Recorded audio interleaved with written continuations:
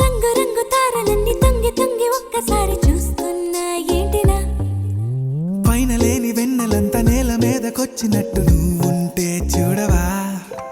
మంచువాన నన్ను ముంచనంట, వాన విల్లు మీద ఇల్లు కట్టినెవ్వరంట. ఈ లోకమంతా నిన్ను చూసినంట, ఏ దిష్టి నిన్ను తాకకుండా ఇంటిలోనే దాచుకుంటా. రంగు రంగు తార